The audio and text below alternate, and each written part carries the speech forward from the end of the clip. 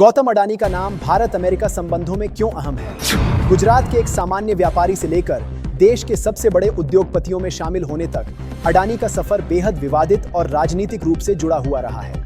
1980 के दशक में छोटे स्तर पर प्लास्टिक और डायमंड कारोबार से शुरुआत करने वाले अडानी ने 1990 के बाद व्यापार को विस्तार किया। 1997 में मुंद्रा पोर्ट की नींव रखी और फिर धीरे धीरे कोयला, बिजली, बंदरगाह और इंफ्रास्ट्रक्चर में कदम बढ़ाए।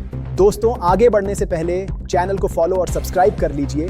ये हमें मोटिवेट करता है और सच्चाई सामने लाने में सहयोग करे। 2002 के गुजरात दंगों के बाद जब नरेंद्र मोदी को कॉरपोरेट जगत से आलोचना झेलनी पड़ी, तब अडानी और कुछ गुजराती उद्योगपतियों ने रिसर्जेंट ग्रुप ऑफ गुजरात बनाकर मोदी का समर्थन किया। इसके बाद 2003 के वाइब्रेंट गुजरात सम्मेलन में अडानी ने 1.5 लाख करोड़ रुपए निवेश का वादा किया। यहीं से अडानी मोदी रिश्ते की गहराई और मजबूत हुई।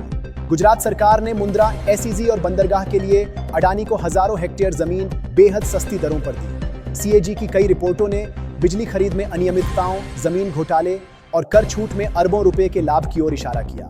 पर्यावरणीय नियमों के उल्लंघन पर भी अडानी ग्रुप बार बार जांचों के घेरे में आया, लेकिन कार्रवाई नहीं हुई। 2014 लोकसभा चुनावों में मोदी के चुनाव अभियान में अडानी का विमान इस्तेमाल किया गया। शपथ ग्रहण समारोह तक मोदी अडानी के प्राइवेट जेट से दिल्ली पहुंचे। यह तस्वीर दोनों के रिश्तों की गवाही बन गई। 2001 से 2014 तक अडानी ग्रुप की मार्केट वैल्यू 20 गुना से ज्यादा बढ़ गई और मोदी के प्रधानमंत्री बनने के बाद यह और भी तेजी से बढ़ी। आज स्थिति यह है कि अडानी और मोदी एक दूसरे पर राजनीतिक और कारोबारी रूप से निर्भर हैं। भारत अमेरिका रिश्तों में भी अडानी का नाम बार बार इसलिए आता है क्योंकि अमेरिकी एजेंसियों की जांच, वैश्विक निवेशकों का दबाव और अंतर्राष्ट्रीय राजनीति सीधे भारत की साख और मोदी सरकार की छवि से जुड़ जाते हैं। सवाल यही है कि क्या प्रधानमंत्री मोदी घरेलू राजनीति की तरह अमेरिकी जांचों से भी अडानी को बचा पाएंगे, या फिर अडानी का नाम भारत अमेरिका कूटनीति का एक फैक्टर बनकर दोनों देशों के रिश्तों में दबाव की नई वजह बनेगा।